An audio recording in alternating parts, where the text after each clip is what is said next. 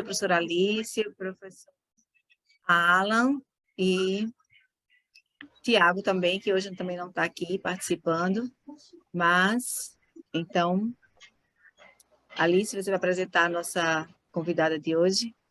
Sim.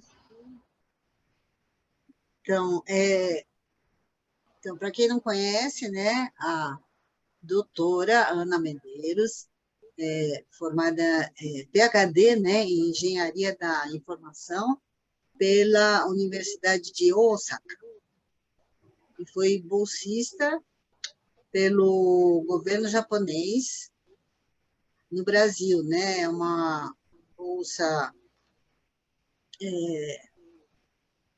que é uma das mais conhecidas do governo aqui no Brasil, né?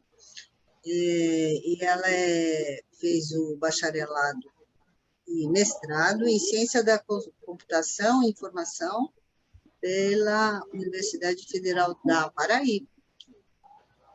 E a Ana já trabalhou em vários projetos acadêmicos com foco em visão computacional, aprendizado de máquina e interação humano-computador, HCI. Ana tem experiência no desenvolvimento de aplicativos para web, dispositivos móveis, desktop e veículos aéreos não tripulados, que é tal UAVs.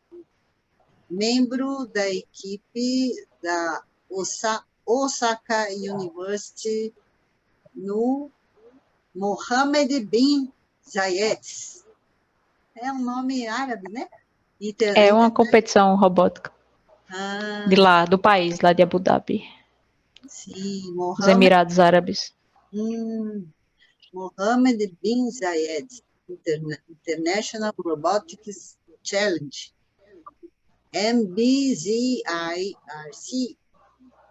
2020. Trabalhou no desenvolvimento de soluções de visão computacional, utilizando algoritmos de ponta e aplicando-os à tarefa de navegação e manipulação de robôs aéreos autônomos. Atualmente, Ana trabalha como pesquisadora e cientista de dados na Vsoft e BioPass ID. Isso aí. Então, muito obrigada pela participação e trazer um tema assim tão, né, atual, moderno e emergente. Eu que agradeço aí a oportunidade. Eu gosto muito de falar sobre minha experiência e hoje queria compartilhar um pouco com vocês dela, né? Eu passei quase 5 anos morando lá em Osaka. Eu fazia doutorado aí nessas áreas de computação também, né? Engenharia da informação também, não deixa de ser computação. Né? E aqui eu vou trazer um pouquinho a primeira parte falando um pouco sobre como é que eu cheguei lá, minha trajetória, o que é que me levou para o Japão, como minhas percepções da vivência lá, né, esse tempo todo, comparando com aqui a cultura da gente mesmo aqui, o mindset da gente aqui. Depois eu mostro mais a parte da universidade, né, geral de pesquisa, assim, eu vou deixar para a segunda parte. Tá bom? Então, bom, para chegar no Japão, como a professora Alice já falou, eu fui uma recipiente da Bolsa Mogun Kagakusho, né, que eu já tinha tido uma experiência fora, com o Piani na UFPB, e eu gostei muito dessa troca cultural, de viajar e tal, conhecer outras pessoas de outros países, outras culturas. E eu apliquei para várias bolsas, acabei passando nessa, né, tive a felicidade de passar nessa. E aí, no caso dessa bolsa, o que eu posso dizer é que ela tem todo ano, né? O processo todo é bem longo, então é bom quem tiver interesse se programar e participar dele, ver como é que o processo acontece antes de até mesmo tentar aplicar, né? E foi muito enriquecedor, eu sou muito grata por essa bolsa, né? Então, como é que é vivendo no Japão? Primeiro, para chegar no Japão, foi dessa vez aí, eu acredito que foi mais ou menos 30 horas de voo, mas eu já cheguei, eu ia e voltava no Natal, vinha para o Brasil e voltava para o Japão no Natal, então eu já peguei a chegar até voos que totalizavam 50 horas, né? Com conexões. Então é bem cansativo, bem cansativo. A bolsa do Next, ela deu as passagens até o aeroporto de Kansai, que ainda ficava 2 horas do dormitório, que tinha que chegar. Então, ao chegar lá, eu ainda tive que me virar para chegar no dormitório. Depois de 30 horas de voo, né? Foi uma coisa assim, bem. Para quem nunca tinha estado no Japão, foi bem assim. Impactante, né? Já ter que lidar com essas coisas com 30 horas de voo, cansativo, né? Mas tudo muito bem sinalizado. O Google Maps já dava todo o suporte para o tráfego local em inglês, né, no celular, então isso ajudou bastante. Eu não imagino como seria as pessoas que chegaram, né, em anos que nós não tínhamos essa tecnologia. Então esse foi o primeiro fator. Algumas impressões eu vou falar no geral aqui, depois vou mostrar as fotos, só para a gente ir comentando, não ficar tão setorizado, porque vão ter fotos que referenciam a mais de uma impressão, né? Então, no geral, as minhas impressões foram, primeiro, as pessoas muito educadas, né? A questão de pensar na educação da comunidade desde da infância bem cedo na criança, né? O transporte público era muito pontual, foram raras as vezes que o transporte adiantava ou atrasava. Os ônibus é um tipo de transporte que é mais difícil controlar por causa do trânsito. Então, os motoristas, quando eles chegavam num ponto que estava adiantado para o horário dele naquele ponto, eles esperavam dar o horário dele naquele ponto para poder ir para o próximo ponto. De tal forma que se você chegasse no ponto sempre no horário que estava marcado lá no Google Maps, que o ônibus ia passar, ou ele estava um pouquinho atrasado, mas você não ia perder ele porque ele passou antes, entendeu? Aí, geralmente estava sempre na hora. Ruas muito limpas, muito limpas, e isso foi um fator bem impactante porque não tem muita lixeira pública. São raras as lixeiras públicas. Uma cultura mesmo de você carregar o seu lixo com você e você mesmo dividir ele, né, fazer a coleta seletiva correta. Um contraste muito interessante que, apesar de toda a parte tecnológica, da preocupação com a estrutura de transporte nunca atrasar, serem feitos estudos e cálculos para isso nunca acontecer, o papel é predominante ainda na sociedade, né? Então, ainda tem hoje muitos estabelecimentos que não aceitam cartão de crédito, às vezes até aceitam algum vale alimentação, algum cartãozinho e coca, né? Que é como se fosse um dinheiro virtual, né? Você compra lá o dinheiro, fica lá num cartãozinho, você pode usar ele. Todo bairro tem um parque, não tem muita lixeira pública, tudo muito organizado, acessibilidade muito presente. As 4 estações são muito bem definidas, o que dá uma sensação muito concreta do tempo estar passando, né? É uma coisa, eu acho que isso foi muito impactante para mim. Aqui no Brasil, você tá verão praticamente o ano todo, né? Tem uma parte ali do ano que tem chuva, e praticamente é isso que muda. Mas aí quando você tem 4 estações bem definidas, você fala, caramba, pô, já tá no inverno, como é que pode? Um dia desse era verão. É muito interessante isso. A flora e a fauna é bem diferente, né? Frutas caras. A prioridade, como eu já falei, é a comunidade em prol do indivíduo. Isso a gente vê em N setores. E uma coisa muito interessante que eu ainda notei, né, em 2017, quando eu cheguei, foi a sociedade não estar preparada para um estrangeiro que chega para viver no país. Por quê? Olha que interessante.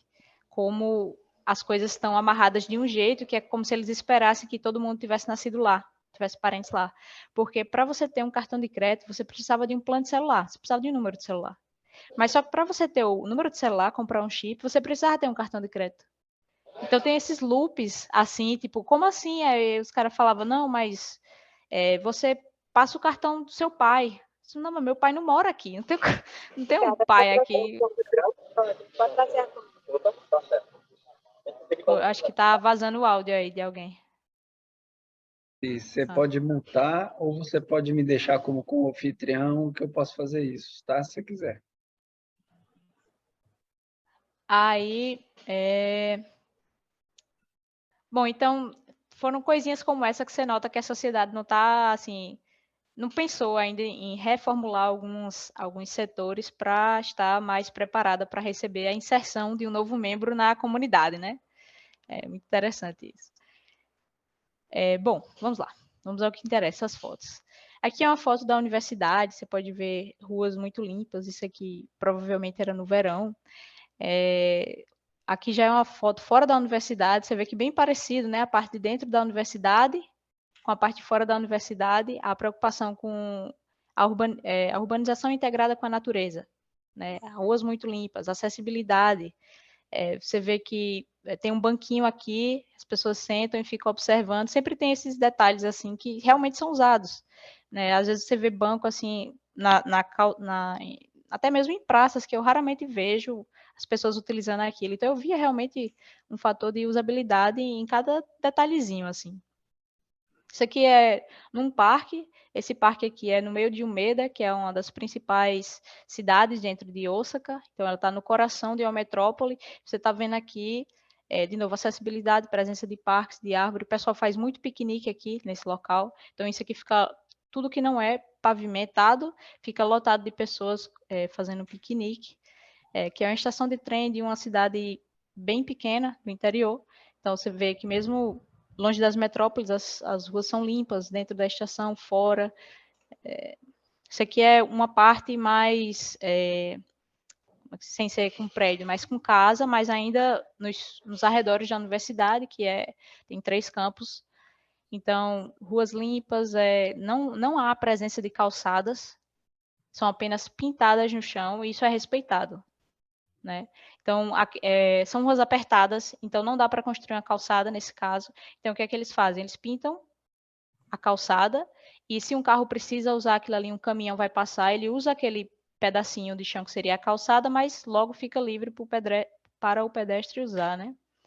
Então, aqui mais casas, essas casas aqui provavelmente são de famílias de classe média alta, é bem elevado o padrão aquisitivo pela localização que essa vizinhança está, que é no centro de uma metrópole, e você está morando numa casa, né, uma casa grande, com 2 pisos. Então, só para ter uma ideia da localização. Isso aqui é na universidade. Aí você nota a preocupação com a questão das bicicletas. Aqui no Brasil a gente não tem muito essa preocupação de ter uma fiscalização, regras para o uso das bicicletas. Então, aqui na universidade você vê que, por exemplo, em dias de semana, de 7 da manhã às 8 da noite, é proibido o tráfego de bicicletas, bikes ou qualquer outro objeto automotivo, veículo automotivo. Então, a gente consegue ver, assim, mais regras para conviver melhor em sociedade. Aqui é em Kyoto, né, que eu estou tentando mostrar um pouco da arquitetura tradicional japonesa, né, Kyoto é bem famoso por isso, também integrada com um paisagismo, uma urbanização bem integrada com a natureza. Isso aqui é um bairro bem turístico, né, então você vê muitas pessoas ainda turistas ou pessoas locais usando kimono, né, em outros locais a gente vê mais pessoas tradicionais, não vai ter mais locais para você alugar um kimono ou algo do tipo. Isso aqui é uma área mais rural. As áreas rurais, elas naturalmente não têm uma presença de uma malha ferroviária tão predominante, então é mais escasso. Eu tenho uma amiga lá que ela trabalha com essa questão de logística, e um dos trabalhos que eles pesquisam lá na universidade, no setor dela, na mesma universidade que eu, é a questão de como melhorar o transporte urbano nas áreas remotas, né? Porque é muito caro você ter um nível de atendimento de trens, metrôs e ônibus onde nas cidades são mais distantes, que não produzem, muitas pessoas não vão utilizar aquele serviço, então ele se torna muito caro por indivíduo, né? Então, interessante, só um fator interessante que eu lembrei aqui. Isso aqui também nos arredores de um dos campos da universidade, a gente nota que prédios baixos são mais comuns do que prédios altos. Eu imagino, aí é uma parte que eu acho, não tenho certeza, que seja pelo custo de se construir um prédio alto em um país que tem tantos terremotos, né? foi bem conhecido, assim, que a partir de tal ano, teve algum terremoto grande, aí eles melhoraram as regras da construção civil, portanto, as casas e prédios que foram construídos depois dos anos X, Y, Z, tornam-se mais caros, ou seja, quanto mais novo, mais caro, mas tem uns anos especiais que tiveram grandes terremotos, que impulsionaram reformas no setor civil, e aí isso acaba tornando todos os prédios, a partir daquele ano em especial, especialmente mais caros. Aí eu imagino que seja por isso que favorecem os prédios mais baixos, né, a questão dos terremotos. Isso aqui também da universidade, quadra de esportes e tal. Isso aqui é nos arredores da cidade mesmo. Você vê a presença da água, é um arquipélago, né, o Japão, então a presença da água é bem... Dá para notar mesmo na cidade. Em outras fotos vocês vão ver que no meio de cada grande metrópole tem sempre um riozinho passando, assim, o pessoal anda de barco ali, bem integrado. Só uma visão de uma cidade próxima, não é em Osaka, aqui, ó, que seja Kobe, né, como é que fica no inverno, para mostrar aqui as estações bem definidas. Isso aqui é uma ilha, uma das ilhas perto. Isso aqui é em Itami, Hokkaido, né, que é algo para demonstrar a presença de praças que não se estendia somente ao local que eu vivia, né? Eu observei isso em outros locais que eu pude viajar para fazer conferência lá dentro mesmo, parques no meio da cidade, assim, bem arborizado. Isso aqui é uma coisa interessante, que é a entrada das casas, ela tem esse genkan, que são onde você geralmente bota casaco e sapatos para não sujar a casa, diminuir. E tem várias outros, além dos significados práticos, tem significados mais de acordo com o budismo, né? Que é para você, todas as energias densas negativas ficam, você anda na rua, fica no sapato, tal, para não entrar isso em casa. Então, eu morei em apartamentos de diversos tipos lá, então, tanto nos apartamentos mais tradicionais, né, que era mais predominantemente tatame, como os apartamentos que eram mais ocidentais, né, eu vi a presença desses elementos, também tradicional mesmo. Aqui já é em Kyoto, em alguns parques lá, se a natureza no dia a dia já é uma coisa assim muito bela e você consegue observar facilmente a presença de inúmeros parques, né, que você pode ir para especificamente apreciar a natureza, torna isso, né, maravilhoso, né? Um dos passatempos que eu notava que era muito popular era a questão como é que chama? De fotografias, né? O pessoal gostava muito de comprar máquinas de fotografia, então tinha muitos templos e parques fechados que eram meio que focados nesse público, né? Que era um que, especialmente na primavera, tinha uma iluminação para o pessoal ficar tirando foto. Aqui dá para ver um bocado de várias pessoas aqui tirando foto, todo mundo quietinho, vai lá, tira sua foto, depois sai do local para outra pessoa ir usar aquele mesmo ângulo. Muito museu, muito museu. Esse aqui era o museu o museu de como era o Japão antigo, né? Ele era a casa cultural era na época Edo, como eram as vestimentas, como eram a vila na era Edo e como é que era o ano. Então, deixa eu ver se eu tenho outras fotos aqui. Tenho, acho que eu tenho duas. Pronto, então aqui você entrava e num período de meia hora ele simulava no teto as 4 estações, né? E o que é que acontecia diferente em cada estação, que tipo de lojas tinha numa cidade tradicional da época antiga, né? Eu acho que anos de 1600 por aí. Muito interessante aqui é a simulação de um fogo de artifício explodindo, né? Muito interessante explicar como é que era a estrutura social na época, a estrutura da cidade e tal. Então, isso é bem apresentado, tenta se preservar bastante. Muitas coisas, muitos detalhezinhos em coisas que eu nunca pensaria, como bueiros, né? Existem bueiros de todos os tipos, eles tentam tornar isso uma coisa colecionável até para as pessoas tentarem tomar mais de conta, não deteriorar aquilo, né? Então, tem pessoas que colecionam fotos de bueiros. Isso aqui é em Nara, né? A cidade, uma região, né? Na verdade, não é uma cidade. Muito famosa por, uma província, né? Muito famosa pelos cervos que ficam soltos, né? Eles ficam bem amigáveis, acostumados com turistas. Esse aqui é o castelo de Osaka. Esse aqui é em Kyoto. Tem alguns locais de Kyoto que eles conseguiram preservar bem, assim, a estrutura. Esse aqui é em Osaka, né? O painel da Glico, que é bem famoso em Osaka. E aqui é um rio que passa, né? Cortando a cidade. Sempre presente em vários cantos. Esse aqui na universidade. Universidade no inverno. Isso aqui já é no verão, o pessoal se preparando, desde de manhã cedo vai para assistir os fogos de artifício, é muito belo os fogos de artifício, o pessoal passa o dia todo acampando para garantir o seu local. E aí, à medida que vai anoitecendo, as barracas vão se desfazendo, né?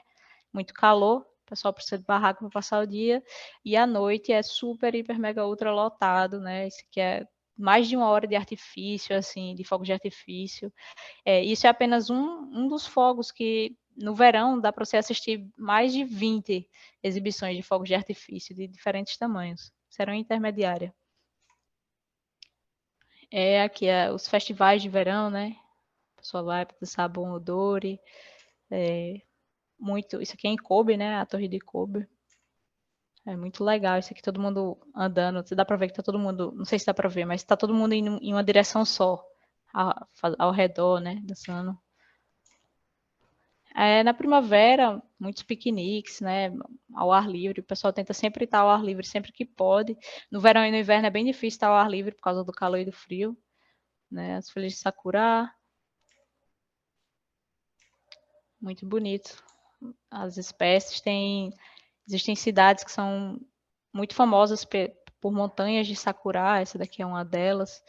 Então, aqui não dá para ver, mas acho que na próxima foto dá isso. Você vê montanhas e montanhas só de árvores de cerejeira. Então, isso aqui era uma montanha que provavelmente, não sei como, mas tem muitas cerejeiras por essa montanha e até de você ver de longe você consegue identificar quais são as cerejeiras, são mais claras. Isso aqui é em Hyogo, Kobe, né? Você vê a presença do rio, como é que ele é integrado, né? Com várias partes, né? Você consegue ver mesmo que é um arquipélago. O pessoal caminhava muito ao redor desses locais. Aqui é mostrando um pouco como é não sei como é que fala em português, é o monorail, que é o trem aéreo. Tem um trilho de trem acima da cidade. Não sei como fala. Mas ele tem uma vista panorâmica muito bela da cidade. Aqui é o trem normal. Esse aqui é um cartãozinho que você usa para... o Icoca. Tem vários tipos de cartão. Você usa tanto para pagar o trem, como você pode usar para comprar várias coisas, né, em alguns estabelecimentos, muitos aceitam isso, até mesmo lojas. Esse aqui é muito interessante, é um ônibus infantil, né, que pegava as crianças para levar para as escolinhas iniciais, primário e tal. Então, eu notava que a autonomia era ensinada para as crianças desde muito cedo. Então, quando elas completam, acho que 4 anos, por aí, então elas já são incentivadas a ir fazer pequenas coisas sozinha, tipo, vá ali no mercado, compre isso para sua mãe, e diz para a criança ir só. Sempre tem alguém olhando assim, de longe, mas a sensação é que a criança está indo só, né? A sensação para a criança. Então, as escolas também, a partir de uma certa idade, as crianças são estimuladas a ir em grupos para os pontos de ônibus, para pegar o ônibus sozinho. Isso é bem interessante. Em áreas mais turísticas, a gente ainda consegue ver transportes mais tradicionais que ainda estão disponíveis, né, para serem utilizados. Eu notava que não eram somente utilizados por turistas, mas muitos japoneses mesmo, as senhorinhas gostavam de pegar o rickshaw e passear um tempo pela área turística. É muito bonito mesmo, assim, o percurso que eles fazem. Isso aqui é um estacionamento de um shopping, né? Então, você vê que bicicleta realmente é usada em peso pela sociedade. Bicicletas elétricas, principalmente. Mães eu via mais usando bicicletas elétricas, né? Porque tem que carregar muito mais peso do que o seu próprio corpo, né? Às vezes 2, 3 crianças, a mãe ou o pai está lá pedalando, carregando. na bicicleta. Então, a bicicleta elétrica eu via muito mais do que aqui no Brasil, né? Porque lá eles usavam também como meio de transporte. Então, tudo muito organizado, tem locais que você não pode estacionar bicicleta, você não tem algumas leis para usar bicicleta, você não pode escutar fones de ouvido enquanto está usando a bicicleta, dirigindo lá, né, pedalando. Você não pode segurar objetos como guarda-chuva enquanto está usando a bicicleta. Algumas fotos aqui que estou mostrando a presença de personagens de anime, até aqui nessa área que está sendo isolada por algum remendo no asfalto, aí tem o personagem de One Piece aí. Isso aqui eram alguns projetos de extensões da universidade, eles estimulavam os alunos internacionais a fazerem visitações a escolas tanto de ensino fundamental quanto ensino médio, né? E falavam para você apresentar a sua cultura, então geralmente ele pegava, as universidades pegavam um aluno de cada país e enviavam para a escola, e aí na escola você tinha contato direto com os alunos, fazia algumas brincadeiras, fazia uma apresentaçãozinha em inglês bem simples sobre o seu país, e para mim, a minha percepção era que eles faziam isso para os alunos não terem medo de estrangeiros, né? Não é um contato tão comum, né?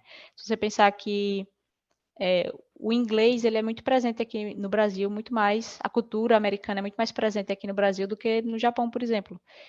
Eu acho, e é uma percepção minha, que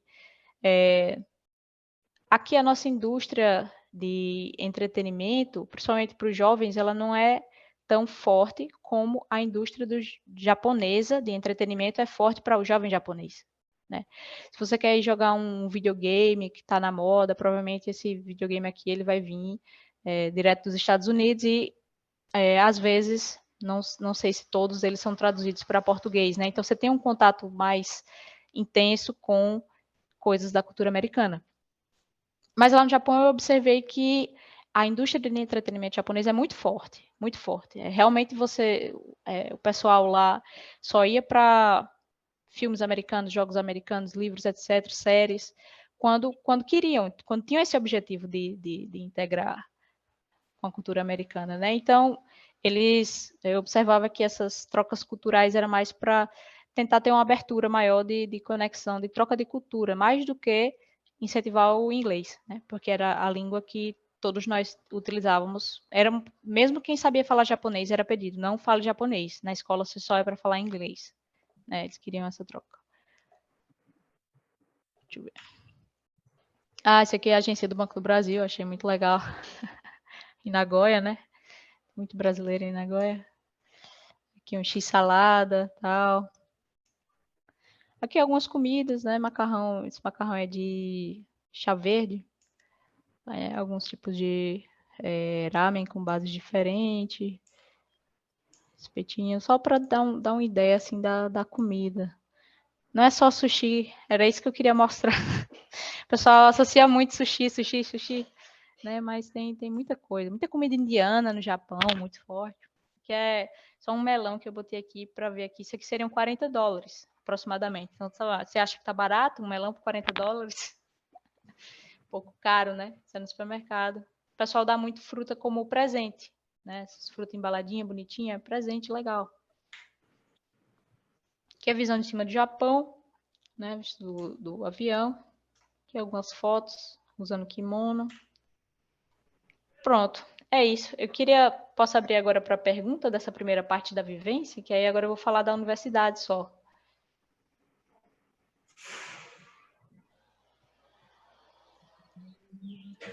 Pode sim. Acho que é a parte que o pessoal tem curiosidade, né? Eu queria até te perguntar, qual é mesmo aquela cidade que faz que revive o século não é? 1600? Kyoto tem muita estrutura preservada assim, para o turista ir lá ver.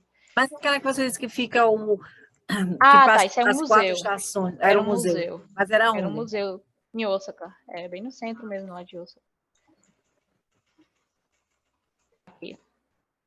Isso isso aí. era um museu. Era um museu.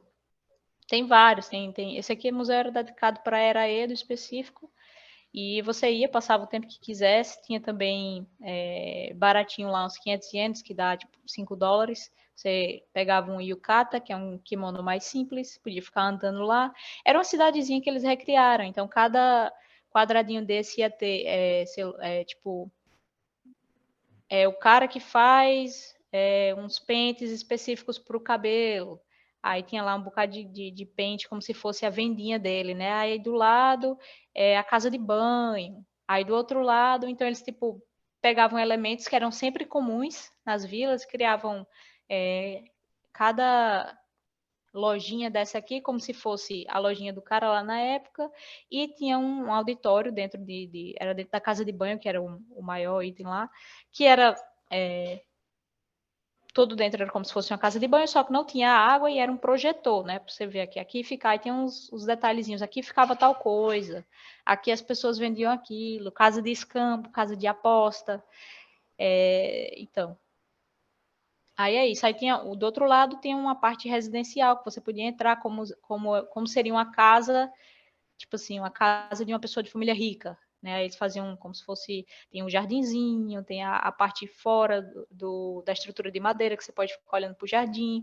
Aí uma casa de um trabalhador, aí já é bem pequenininho, é só o quartinho, tal. Então tinha uns exemplinhos assim, num espaço relativamente pequeno, né, para a quantidade de coisa que eles mostravam.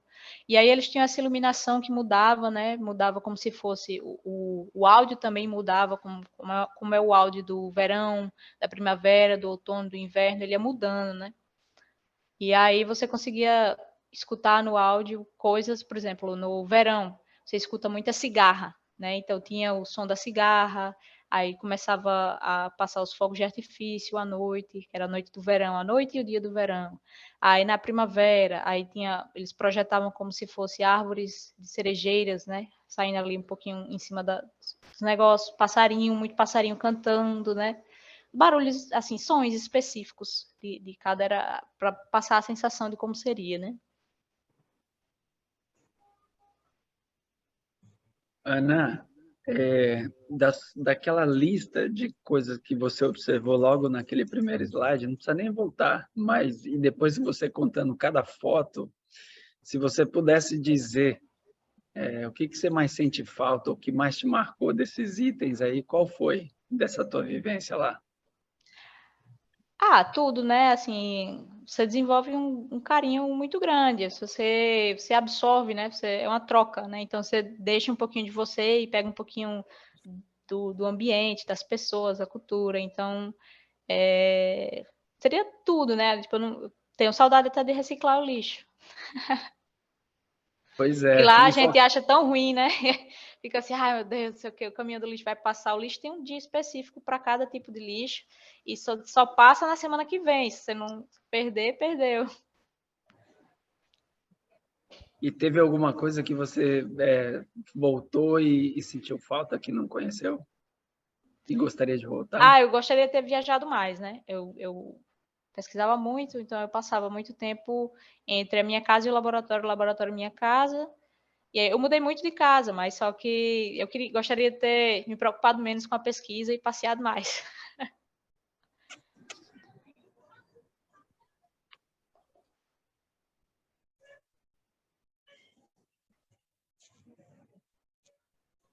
O Alan perguntou dos onsen, né? Se você Pelo foi jeito, você visitou a casa de banho, né? As Nossa, públicas. muito. É. Isso, E essa muito. É muito experiência foi interessante. como? É muito interessante. Na Onsen, que é uma casa de água termal, né? Você não pode usar roupa. Na grande maioria das onsens, né? Você não pode usar roupa. Osaka, eu acredito que tem um parque aquático lá no meio, que eles chamam de onsen, que é um prédio enorme, que lá é tipo uma piscina. Então você pode usar a roupa em vários andares, só alguns não são permitidos. Eu gostei muito. É uma coisa assim muito da cabeça da gente, essa questão da vergonha, de não querer tirar roupa, de. Eu acho que durou, sei lá, um mês isso aí, essa resistência. Eu gosto muito de água quente, eu adoro água termal, então eu resisti só um mês e depois, nossa, nem ninguém prestava atenção e é isso. Nem lembrava depois. Muito tranquilo. Eu, só para contar minha experiência bem rapidinho, mas porque a gente quer escutar a sua, quando eu fui, tinha alguns estrangeiros, e eram os estrangeiros que ficavam mais encabulados, obviamente, né? Tava todo mundo lá tranquilo, curtindo a água quentinha, né? Enfim.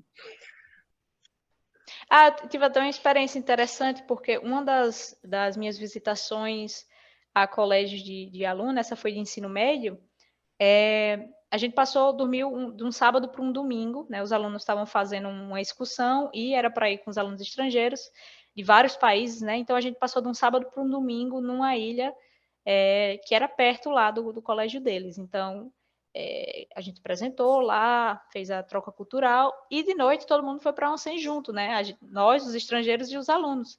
E foi super tranquilo, porque eu notava, assim, o aluno não tá nem aí, pô. Chegava, conversava, parecia que estava todo mundo vestido e sentado, assim, conversando.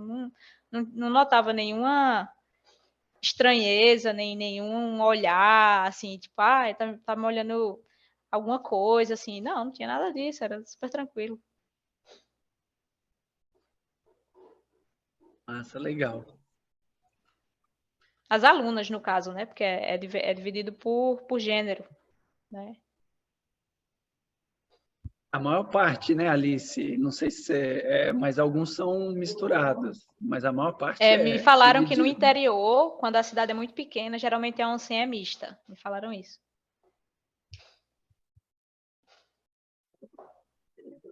Então, aí você falou bem das atividades na primavera e verão.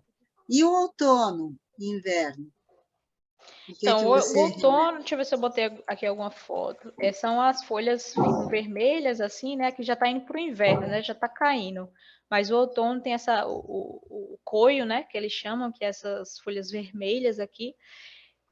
Acho que E aí as atividades do outono é bem parecido com a da primavera. A diferença é que a primavera, como a primavera é entre o inverno e o verão, vão ter dias mais quentes que dá para aproveitar melhor ao ar livre. Quando eu digo dias mais quentes, é tipo 24 graus, 23 graus. Já no outono, vai ter a maior presença de dias mais frios, porque é saindo do verão e indo para o inverno. Mas é basicamente o mesmo programa. A primavera e o verão tem ali um trecho bem agradável de ficar ao ar livre.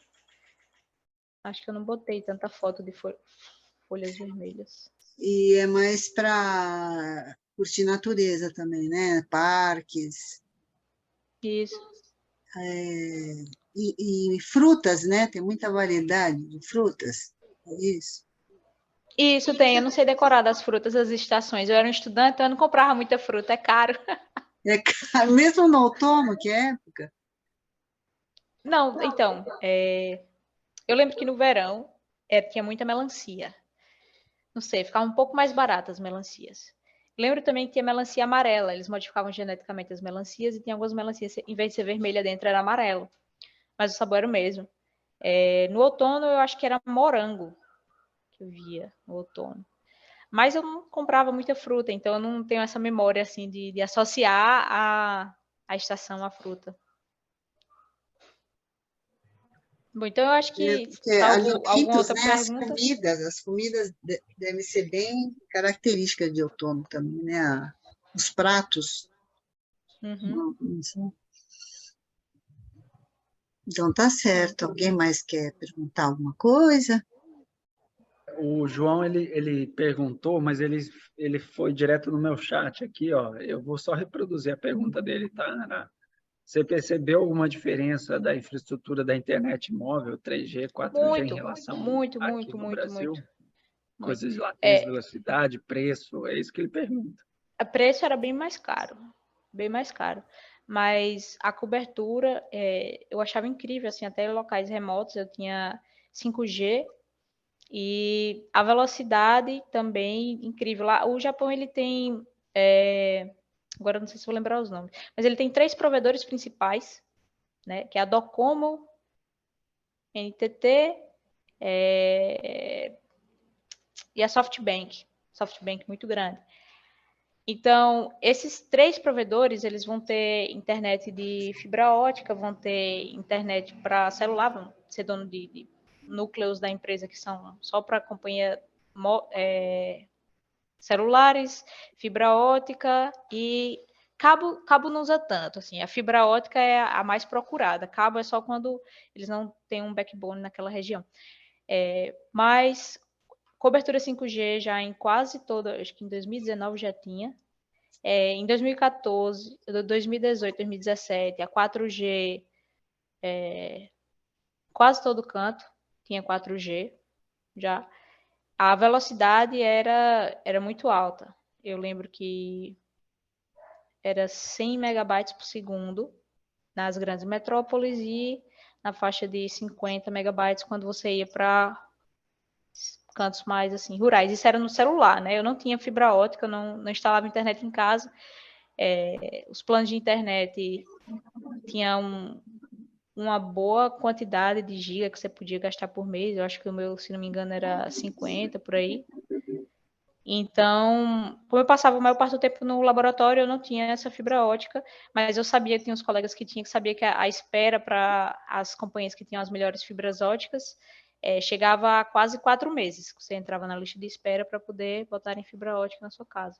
E aí eu não sei, né? A fibra ótica na universidade era muito rápida, mas eu não sei dizer exatamente se era fibra ótica ou não na universidade. Mas no celular era sem comparação. Tudo que eu fazia em casa eu fazia no celular. Eu falava com o pessoal da minha família no celular, eu fazia download de softwares mais pesados, jogos, e era muito rápido mesmo. 100 megabytes por segundo, né?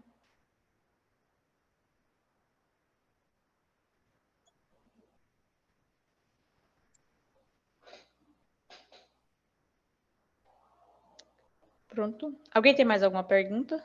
Olha, tem, mas eu ia sugerir que você termine, fale da tua pesquisa e a gente faz depois um novo bloco aqui de Certo, perguntas, viu, pronto, Ana? tá E certo. tem sim. Mas Tá bem.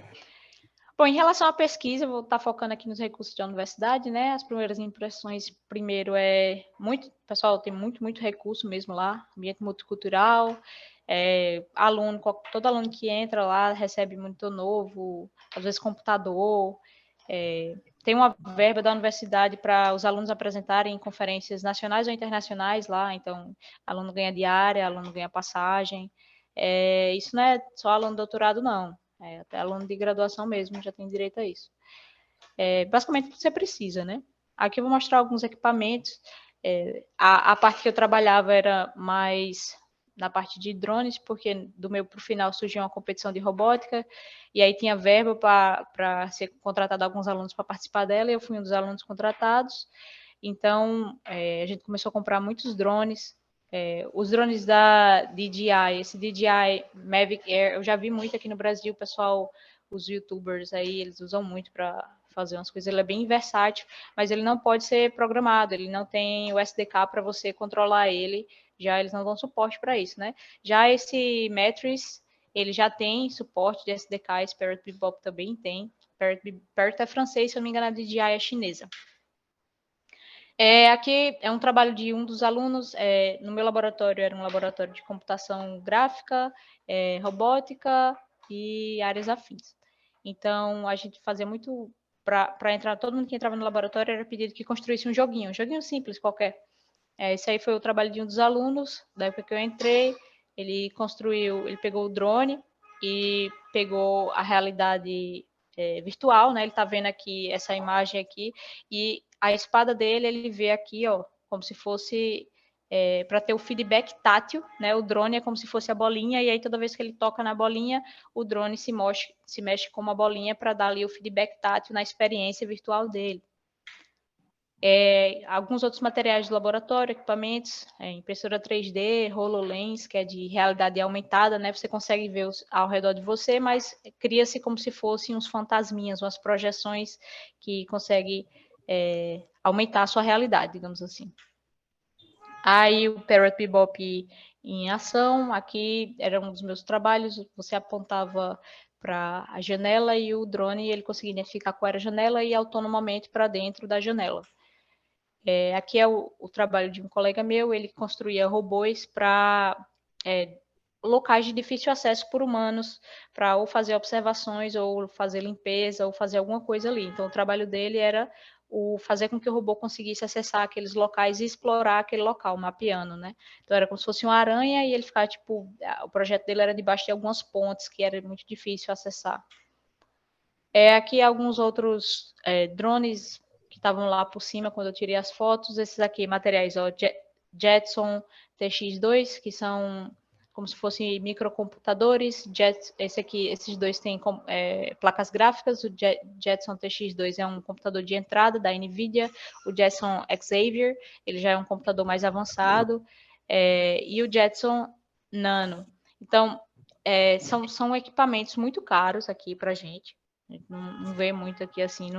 Lá seriam equipamentos para o aluno brincar, estudar, ver aí o que é que consegue desenvolver, né? Tirei essa foto por isso. O Rokuyo, nossa, esse sensor é muito caro, gente, muito caro mesmo. Ele é um scanner de varredura em 270 graus. Então, ele passa um laser assim ao redor da sala, toda hora, que ele consegue ver a distância de todos os pontos 270 graus ao redor dele, não é 360, né? Ele tem uma lacunazinha ali de que ele é cego, né?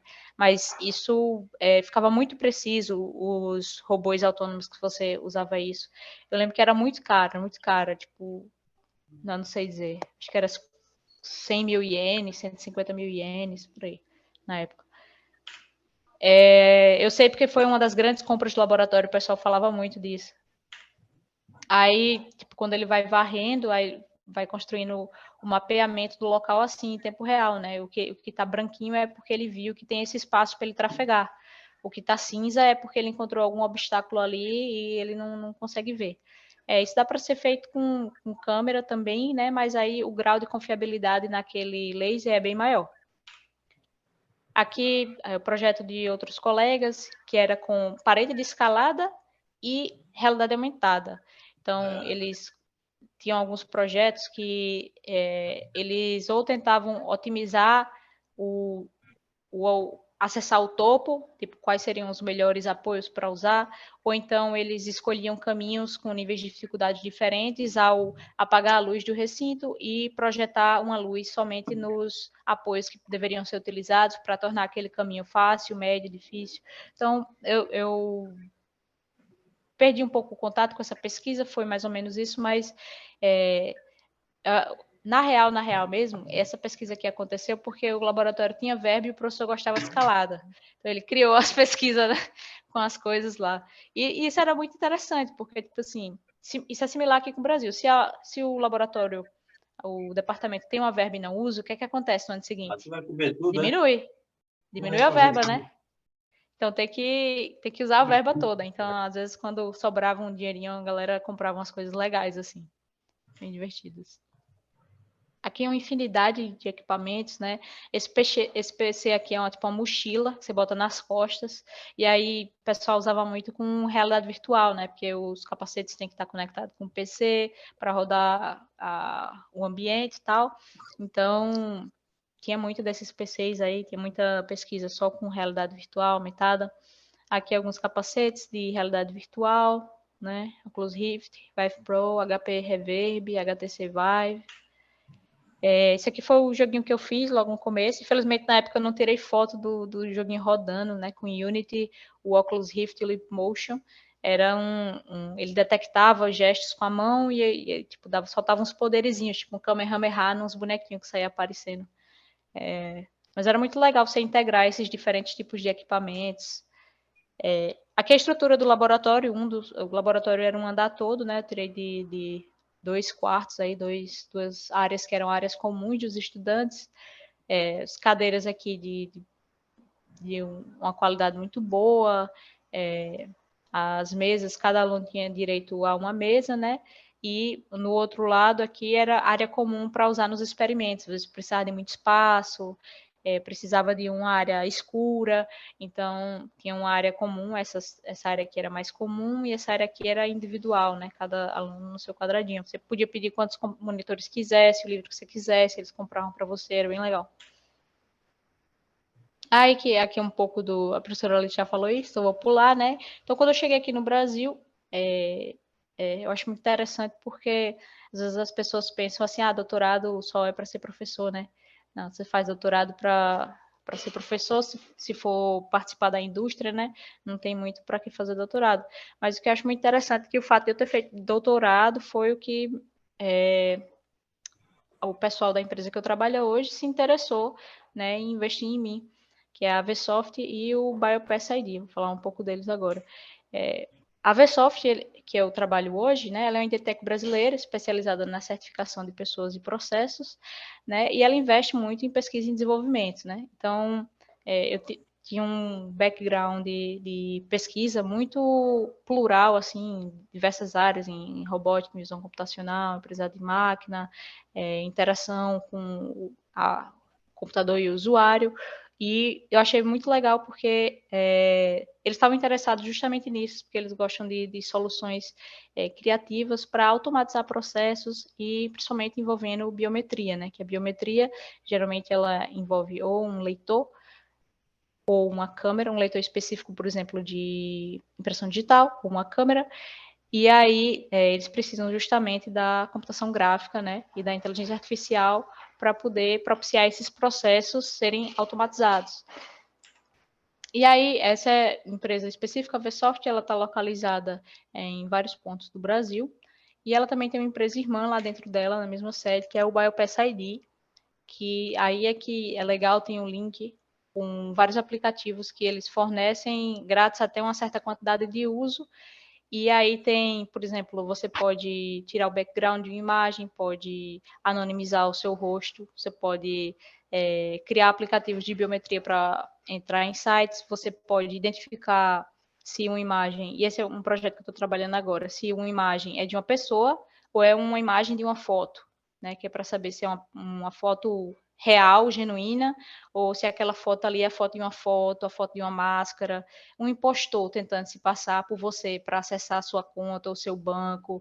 Ou então tem muitas aplicações mesmo de soluções em computação visual utilizando biometria. E aí é o forte dessas duas empresas aí. Ele também achei legal aqui, por se tratar de um público de estudantes, divulgar esse curso básico de biometria, que também é gratuito, né, na plataforma da Udemy. E obrigada. Perguntas?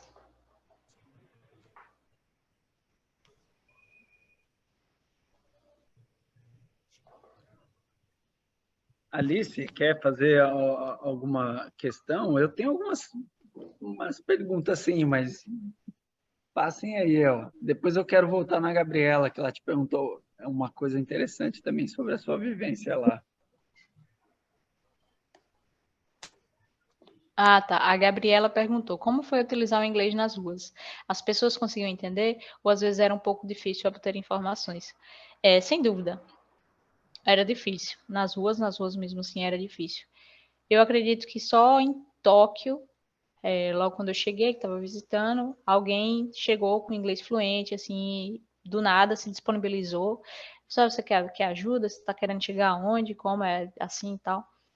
Mas no meu dia a dia lá em Osaka, fora da universidade, era bem difícil utilizar inglês.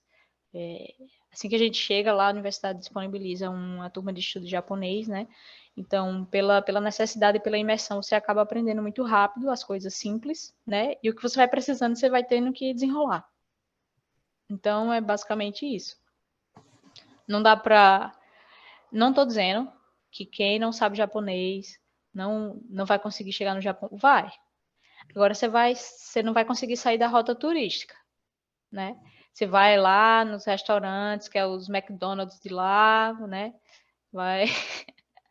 Você vai para os cantos lá que todo turista vai. Você não vai comer uma comida assim que você, nossa, aquela comida ali de um canto assim, um cantinho que muita gente vai lhe indicar, porque não tem como a pessoa lhe indicar, né? Se você não tiver essa troca. Você só vai conseguir ir para os cantos que tá lá em algum review do Google. Porque você não vai conseguir chegar lá e conversar com a pessoa local para pedir uma informação lá na hora. Já imaginou a diferença de você chega num canto, aí você fala assim para alguém, até no supermercado, opa, e aqui, ó, onde é que é bom de jantar? Aí a pessoa fala, aquele canto ali é muito bom. E geralmente o canto que o pessoal local indica não tá na review, né, lá do Google.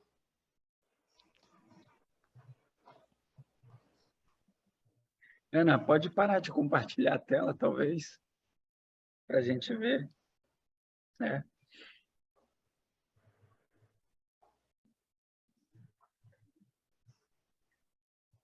Olha, Ana, fiquei muito curioso no seu trabalho. Que legal o que você está fazendo hoje, né? E depois dessa experiência, eu fiquei muito curioso para saber se, por exemplo, esse tipo de trabalho de biometria, né, de identificação facial, hoje existem muitos projetos nas ciências ambientais que eles utilizam uma abordagem que chama de ciência cidadã. Então, cada vez mais as pessoas usam essa tecnologia aqui para tirar uma foto. Eu faço um registro de uma abelha, eu faço um registro de uma planta e etc. Muitas vezes o cientista é cidadão, ele não é um especialista, ele não sabe o nome, mas quem já contribuiu com foto e já classificou como uma espécie X, Y, Z, se usa esses padrões, por exemplo, né, de geometria e etc., dá para automaticamente automatizar esse processo de classificação. Esses aplicativos, até onde eu conheço, sei, eles não usam ainda, mas essa tecnologia está aí, né? Existe, dá para fazer. Não, Achei aí você bem está falando interessante. tipo de você conseguir identificar que uma certa planta, um certo ser, ele é do tipo tal, X, Y, Z, sem precisar o ser humano falar isso, né? Não, com Isso, certeza. Na faixa assim de 100, 200 fotos de uma espécie ou de um dá para fazer. Dá para fazer, você automatiza. A gente faz isso muito no nosso trabalho lá na Vsoft, no Biopass ID. O que precisa ser identificado automaticamente, você pega algumas fotos daquilo ali, é uma tecnologia que já está há muito tempo aí já no mercado. então, mas ainda não se usa, porque é isso, não sei o custo também para se investir nisso, né?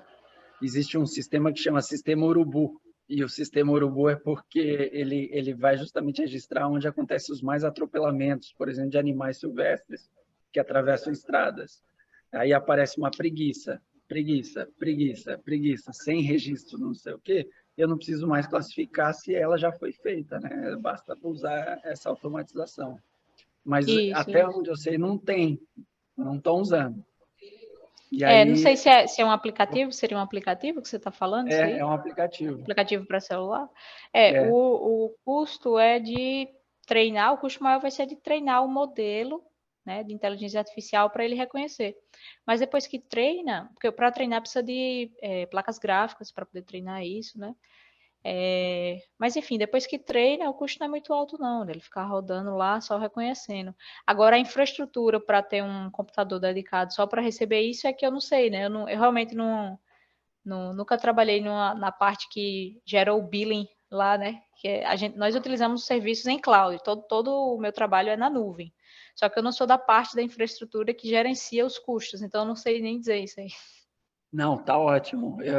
Assim, eu só não vou sair daqui sem pegar teu contato depois, Alice. Eu Tá vou bom. pedir para Alice.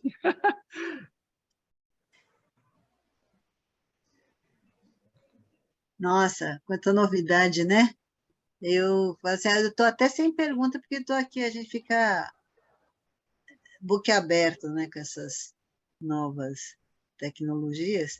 Agora, eu queria só, por curiosidade, que eu me lembro que você tinha um projeto de inclusão de idosos, isso foi no mestrado?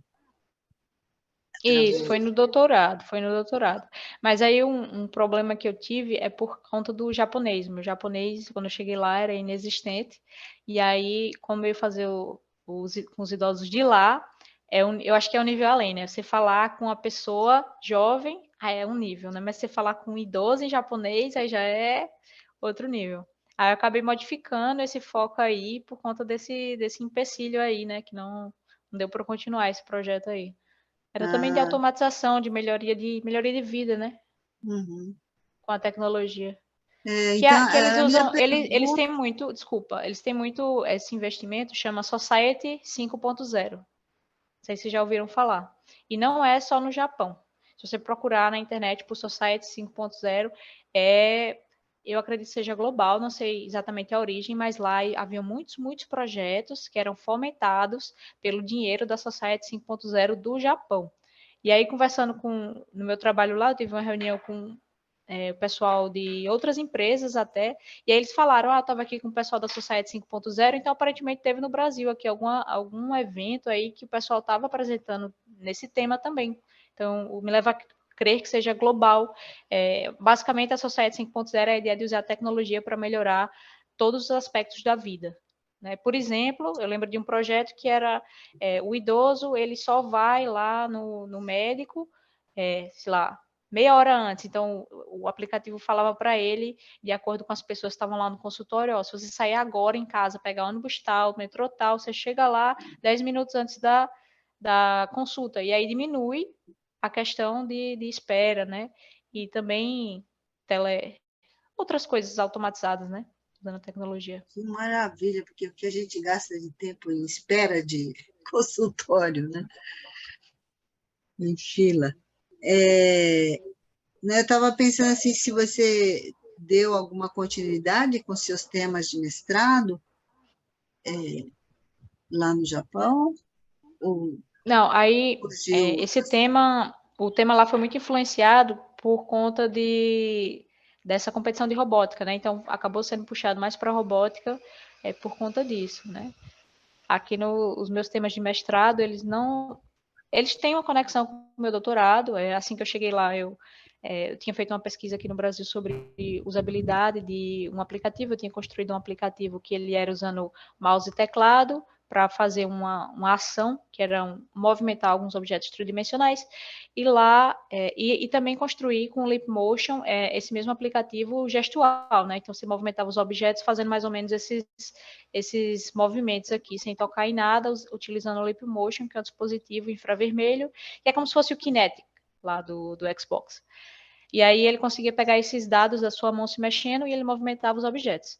E aí o que acontecia? Eu fiz algumas pesquisas de usabilidade aqui, e aí quando eu cheguei lá eu fiz também essas pesquisas, e aí eu aproveitei para comparar. Então tive algumas publicações que juntavam o Brasil e o Japão nesse sentido aí da percepção de usabilidade, né? O pessoal daqui e o pessoal de lá. E lá foi só japonês, né, que eu usei.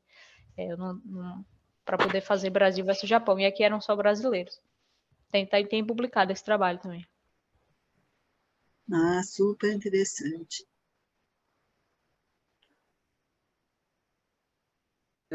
E a percepção do japonês e do brasileiro do uso dessa tecnologia? Eu não li seu trabalho. Ah, lógico. Lógico. Ah, é muito engraçada. Deixa eu ver se eu lembro aqui. A questão da tecnologia, existe uma curva digamos assim, existe uma estranheza maior com a questão da interação gestual aqui do que lá. O pessoal esperava esse tipo de tecnologia lá. Então, mas isso é antes de usar, né, o sistema. Você esperava, você pode mexer com gestos. Ah, não, tranquilo. Mas depois que começava-se a usar o sistema, nos dois casos o pessoal preferia o mouse e o teclado, no Brasil e no Japão. Mas a expectativa era de menos estranheza no Japão, antes de usar o sistema. Eu fui uma comparação para entender, assim, fazendo a mesma ação, a mesma tarefa, qual é a percepção do usuário antes, durante e depois de utilizar o sistema, né? Então, eles disseram que o sistema era intuitivo, que eles gostaram de usar, mas que eles preferiam o mouse e teclado, nos dois casos, por estarem mais acostumados e por também ser menos cansativo. Principalmente PCD, assim, que não tem uma mobilidade boa para poder usar as mãos para fazer movimentos. Tipo, se eu quero rotacionar assim um objeto, assim, eu tenho que movimentar, ter uma boa movimentação das minhas mãos, né?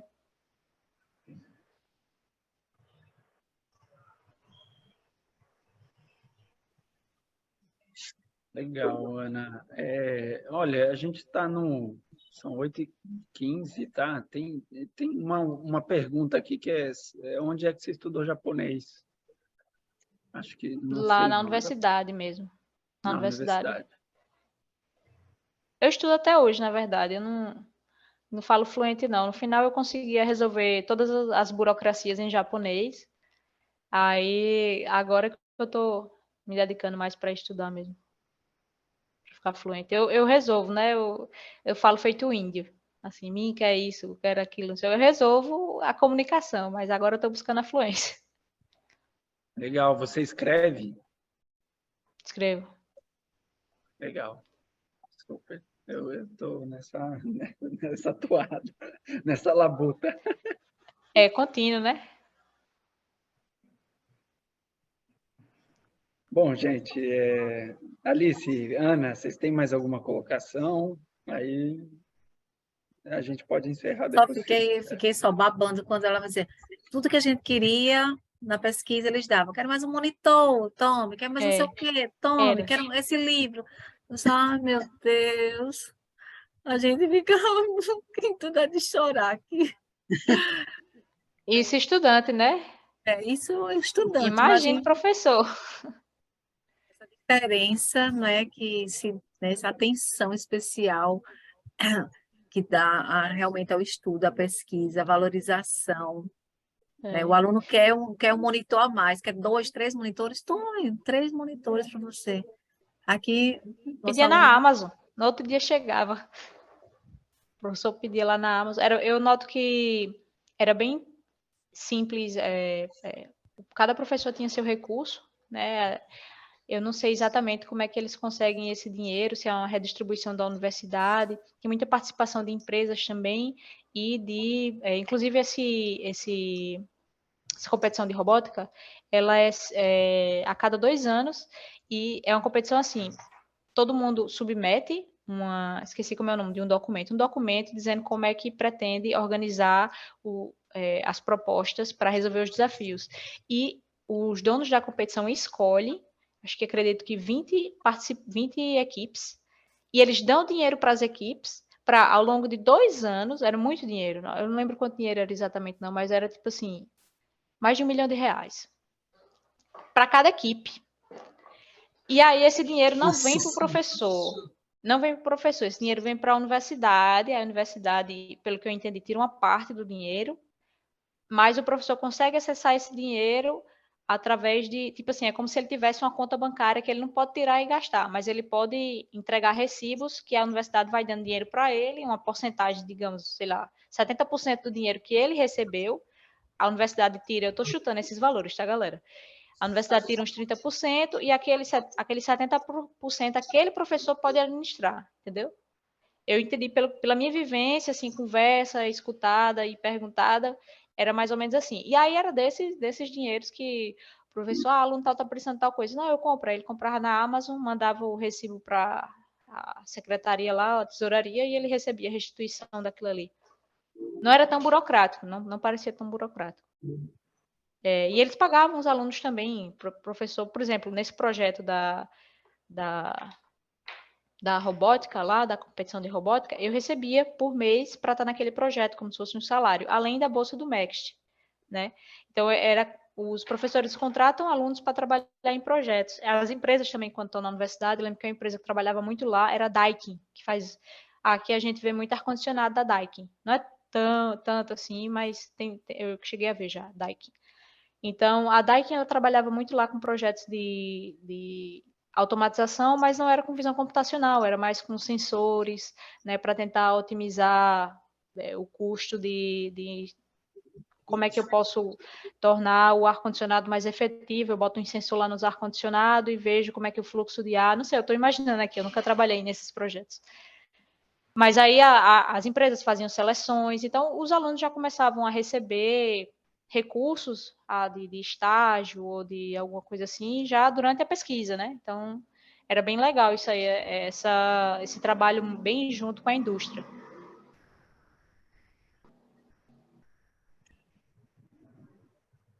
perguntei, essa universidade era pública?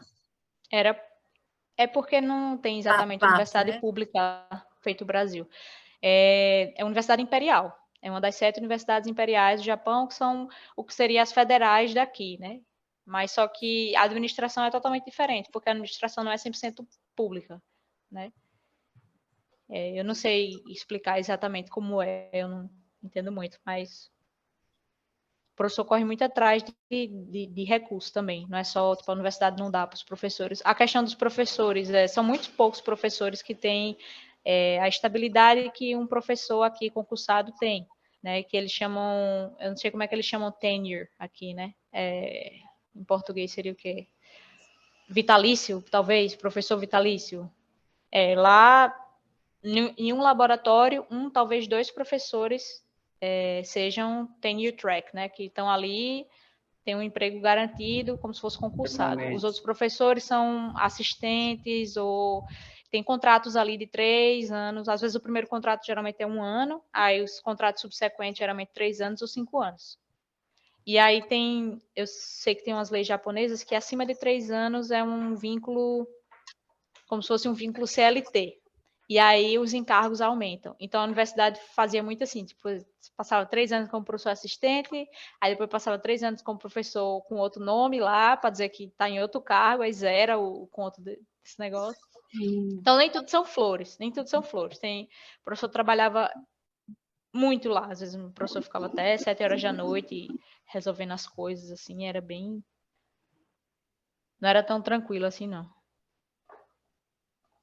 Os E professores que olha que eram mais antigos tinham mais tranquilidade, assim, tipo, iam para casa no horário comercial, tal. Os outros corriam mais atrás, você via assim. trabalham muito, né? Muito. Nossa, eu vejo assim, casais que eu conheci que davam aulas, professores de universidade, que assim optavam mesmo por não ter filhos, porque é uma vida muito corrida. Não tinha e lá quase que é dedicação, né? Acho que continua sendo assim, integral, quase para criança até 3 anos, os pais.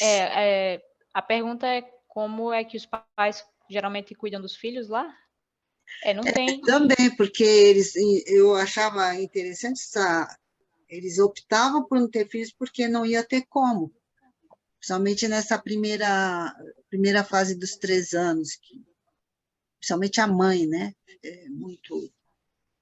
A mãe é bem cobrada, né? É engraçado que durante o período, eu saía assim na rua durante o horário comercial, só via praticamente mulheres com crianças na rua, que era stay at home mom, né? Donas de casa e tal. Muito comum a mulher parar de trabalhar quando engravida, né? Tem uma percepção assim que eu vou estar atrapalhando a empresa se eu continuar grávida lá, eu vou atrapalhar a empresa e tal. Que eu acredito que vinha muito de botar a comunidade em prol do indivíduo, né? Que vinha desse princípio aí, né? Não quero atrapalhar de jeito nenhum. Então, tem muito isso, mas em relação a se tem um apoio, eu acredito que tem um certo apoio. Eu não tive filhos lá, nem aqui ainda, mas eu via a creche, a universidade tinha creche, né? E a creche era em tempo integral, porque eu morava perto da creche, inclusive uma época, então o pessoal chegava lá 8, 9 horas da manhã e umas 5 horas da tarde estavam indo pegar as crianças. Então, eu não sei como é que funcionava, né? É difícil para mim perceber isso sem precisar desse serviço. Mas se tem uma creche integral, eu acredito que dê para voltar a trabalhar. Eu Ah, não sei se as sim. pessoas querem por uma opção própria ou uma percepção de não querer incomodar a empresa, tipo assim, a prioridade Acho vai que é ser a mais isso. criança, né? Então, se eu tenho uma responsabilidade com a empresa e acontecer alguma coisa e eu precisar não ir para o trabalho naquele dia, eu acredito que o sentimento não seja bom dessa pessoa que foi criada nessa mentalidade assim de não atrapalhar, não incomodar. Uhum. Tem muito isso mesmo. E olha que a gente tem a fama de ser um dos lugares mais Yasashi. afortunados, né? Não, afortunado em termos de tem muita indústria concentrada lá, um dos lugares mais assim, privilegiados, né, em termos de, tipo, seria uma São Paulo, sei lá, em relação ao Brasil, onde corre mais dinheiro, vamos dizer assim, mais capital. Abastardos? Isso, e tem, assim, a universidade, eu acho que, nesse caso, ela tem muita, do que você falou, tem muita ajuda, né, da empresa privada, né? Uhum.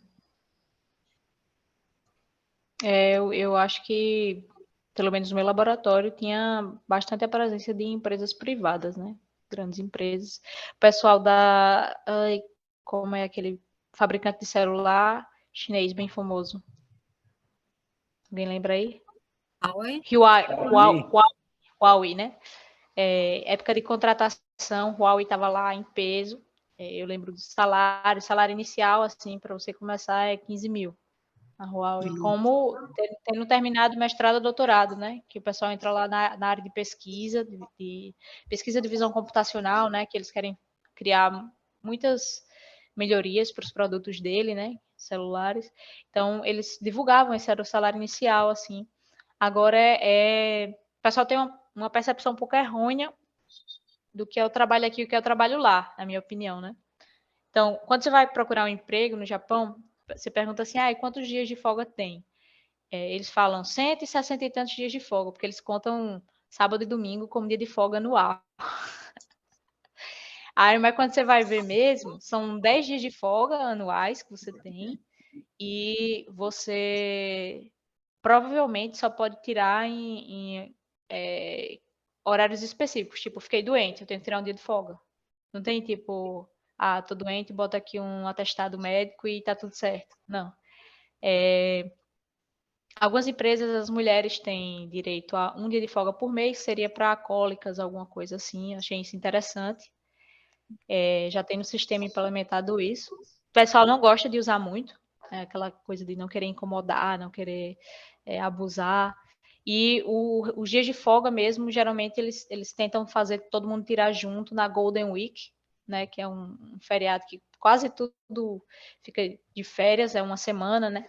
No Japão, que a Golden Week, que tem como se fosse a proclamação da República de lá, outras coisas. Não lembro agora exatamente qual seria o motivo, mas são vários dias seguidos que são feriados nacionais. E aí as empresas querem que o pessoal tire os dias de folga, todo mundo ali na mesma época, às vezes. Então, são várias coisas, né? Depende da situação de cada um.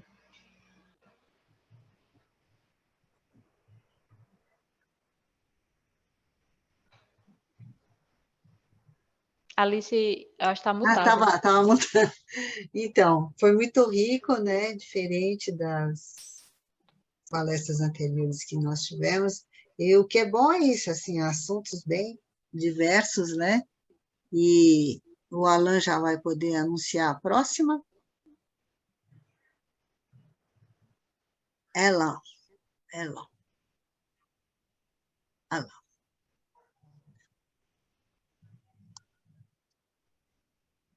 Pronto, é porque meu áudio não está funcionando e toda vez eu preciso tirar ele. Vocês estão escutando agora, né? Sim. Bom, agradecer muito, viu, Ana? Foi muito bacana ouvir tua experiência e o teu trabalho, assim. Vou pegar seu contato, sim. Estou Legal. muito interessado. Dia 15, tá? Ou seja, daqui 2 semanas, isso, daqui 2 semanas, no mesmo horário, a gente vai encontrar com a Neide Shinohara e ela vai falar sobre hibridismo na culinária japonesa do Nordeste. Ela é da Federal de Pernambuco e vai contar um pouquinho do trabalho, pesquisa que eles estão fazendo lá. Tá bom? Fiquem atentos, por favor. E é isso. Boa noite, gente. Bom descanso. Obrigado mais uma vez por esse encontro.